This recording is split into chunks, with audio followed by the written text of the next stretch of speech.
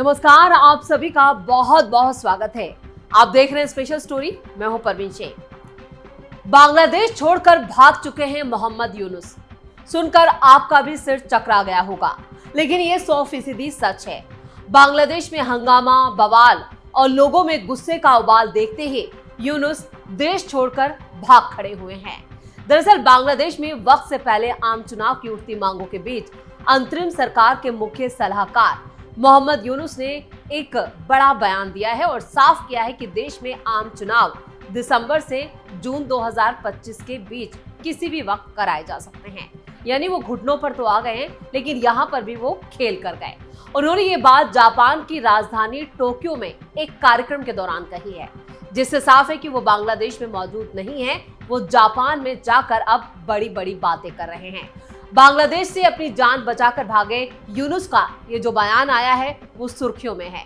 तो कैसे बांग्लादेश में मचा है हाहाकार, कैसे मोहम्मद यूनुस ने टेके घुटने, सब कुछ आपको बताएंगे अपनी इस स्पेशल स्टोरी में। जान बचाकर भागे यूनुस, सेना और खालिदा जिया में डील, बांग्लादेश में लोगों ने काटा गदर।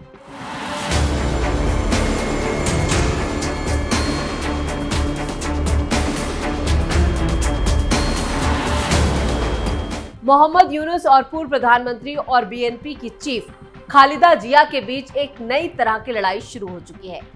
बांग्लादेश की दो प्रमुख दिग्गजों के बीच जो ये कंट्रोवर्सी है वो इस बात को लेकर है कि देश में चुनाव कब कराए जाए। यूनुस ने जोर देकर कहा कि उनकी अंतरिम सरकार सुधारों की शुरुआत करना चाहती है और जून 2025 तक चुनाव कराना चाहती है, जबकि बीएनपी इस मांग पर अड़ी है कि चुनाव 2025 तक कराए जाए। खालिदा जिया के साथ बांग्लादेश के सेना प्रमुख भी शामिल हैं, जिससे यूनुस की लंका लग चुकी है। सेना प्रमुख भी देश में जल्द चुनावों की मांग पर अड़े हैं और खबरों की माने तो बीएनपी और सेना प्रमुख जमान के बीच एक सीक्रेट डील भी हो चुकी है, जिसके बाद जान बचाकर यूनुस जापान चले गए हैं और इसे ऑफिशियल दौरा बताया जा रहा है। 2024 अगस्त में बांग्लादेश में इसी तरह के हालात हो गए थे और उसके बाद पूर्व प्रधानमंत्री शेख हसीना की सरकार का तख्ता पलट कर दिया गया था। क्यों चुनाव से भाग रहे हैं मोहम्मद यूनुस? यूनुस को अंतरिम मुख्य सलाहकार के तौर पर इस उम्मीद के साथ बांग्लादेश की कमान सौंपी गई थी कि अंतरिम सरकार जल्द चुनाव कराएगी। हालांकि अगस्त में यूनुस को सत्ता में आए 1 साल हो जाएगा, जिससे देश में चुनाव कब होंगे इसको लेकर टेंशन बढ़ चुकी है और सड़कों पर बवाल काटा जा रहा है। इससे पहले बांग्लादेश के इतिहास में जितनी बार भी अंतरिम सरकार बनी है, सबने 3 महीने के अंदर ही चुनाव कराए हैं। हालांकि मोहम्मद यूनुस इस बार सुधारों की आड़ में चुनाव कराने से बचने की जुगत लगा रहे हैं। इसके बावजूद विपक्षी दल लगातार उन पर दबाव बढ़ा रहे हैं। 29 मई को खालिदा जिया ने अपनी पार्टी के नेताओं और कार्यकर्ताओं से देश में लोकतंत्र को दोबारा स्थापित करने के लिए आगे बढ़ने की अपील कर दी है और यूनुस के नेतृत्व की आलोचना की है। यानी उन्होंने कहा है कि यूनुस सरकार जो है वो पूरी तरह से सड़ी हुई है, गली हुई है। ये सरकार ऊपर से नीचे तक पूरी तरह से भ्रष्टाचार और सत्ता की भूख के लिए सत्ता से जुड़े रहना चाहती है। यानी यूनुस सरकार पूरी तरह से सड़ चुकी है और खालिदा जिया ने साफ कहा है कि वो अब यहाँ पर चुनाव कराकर ही मानेंगे। बीएनपी के संस्थापक और दिवंगत राष्ट्रपति जियाउर रहमान की 44वीं पुण्यतिथि की पूर्व संध्या पर खालिदा जिया ने एक बड़ा बयान दिया। उन्होंने कहा, जियाउर रहमान ने लोकतंत्र की स्थापना और संप्रभुता की रक्षा के लिए लड़ाई में शहादत को गले लगाया। उसी लोकतंत्र की निर्बाध यात्रा हर कदम पर बाधाओं का सामना कर रही है। जिया की पुण्यतिथि पर यह हमारी प्रतिज्ञा है, हम जल्द ही बांग्लादेश में लोकतंत्र की पुनः स्थापना देखेंगे। इस लक्ष्य को प्राप्त करने के लिए मैं सभी स्तरों पर बीएनपी नेताओं और कार्यकर्ताओं और देश के लोगों से अनुशासित तरीके से आगे बढ़ने का आग्रह करती हूँ। तो मई की शुरुआत में लंदन से वापस लौटने के बाद ये खालिदा जिया की पहली सार्वजनिक टिप्पणी थी। वो ब्रिटेन में इलाज करा रही हैं और अपने बेटे तारिक रहमान के साथ रह रही हैं, जो पार्टी के कार्यवाहक अध्यक्ष हैं। ये बयान बीएनपी के हजारों छात्रों और युवाओं के दिसंबर में आम चुनाव की मांग को लेकर ढाका में आयोजित रैली के एक दिन के बाद आया है। जिया के बेटे रहमान ने रैली को वर्चुअली संबोधित किया, जहां वो मौजूदा वक्त में देश निकाला झेल रहे हैं। जिया के राजनीतिक उत्तराधिकारी ने दिसंबर तक चुनाव कराने के लिए पार्टी के आह्वान को भी दोहराया है। उन्होंने कहा कि चुनाव दिसंबर तक होने चाहिए और दिसंबर के भीतर ही ये चुनाव हो जाने चाहिए। इस्तीफा देने की धमकी के बाद यूनुस ने भी बीएनपी समेत सभी राजनीतिक दलों के नेताओं के साथ एक बैठक भी की थी। हालांकि बैठक के कुछ दिनों बाद ही यूनुस जिया की पार्टी पर यहाँ पर कटाक्ष करते भी नजर आए। बांग्लादेश की मुख्य सलाहकार ने कहा कि सभी दल नहीं बल्कि एक राजनीतिक दल दिसंबर में चुनाव चाहता है। यानी उन्होंने साफ कहा कि खालिदा जिया की पार्टी ही चुनाव चाहती है। यूनुस का ये बयान जापान में निकेई फोरम के 30वें फ्यूचर ऑफ एशिया सम्मेलन के उद्घाटन कार्यक्रम में आया है। टोक्यो की अपनी यात्रा के दौरान बांग्लादेशी मुख्य सलाहकार ने अंतर्राष्ट्रीय स्तर पर देश के राजनेताओं को निशाने पर लिया। यूनुस ने इस बात पर भी जोर देते हुए कहा कि चुनाव ढाका में सुधारों के लागू होने के बाद ही हो सकते हैं और ये भी कहा कि ये राजनेता हैं जो समय सीमा को लेकर अधीर हो रहे हैं, यानी यहाँ पर लगातार मुझे धमकी दे रहे हैं।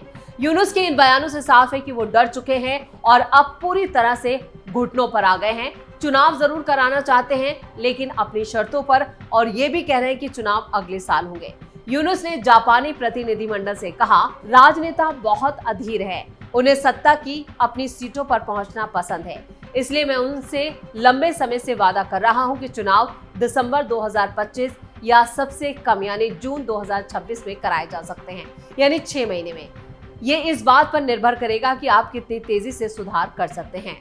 अगर सुधार प्रक्रिया धीमी है तो इसमें देरी होगी, इसलिए लोग जोर दे रहे हैं हमें बताएं कि चुनाव कब होंगे। यानी यूनुस चुनाव कराना ही नहीं चाहते, वो लगातार चुनावों की बात से भाग रहे हैं और अब जापान में जाकर उन्होंने ये बयान दिया है। उन्हें पता था कि अगर ये बयान उन्होंने बांग्लादेश में रहते दिया तो यहाँ पर यूनुस का जो हाल है वो शेख हसीना से भी बदतर होता। कुल मिलाकर बांग्लादेश चुनाव को लेकर जिया की बीएनपी और यूनुस के बीच खींचतान दिन पर दिन और बढ़ती जा रही है, जो एक सियासी जंग में तब्दील हो गई है। दोनों के बीच तलवारें खिंच चुकी हैं। चुनाव की समय सीमा को दिसंबर 2025 से जून 2026 तक बढ़ा दिया है, जिससे विपक्षी दलों और नागरिक समाज में नाराजगी और बढ़ गई है, यानी जनता में उबाल है।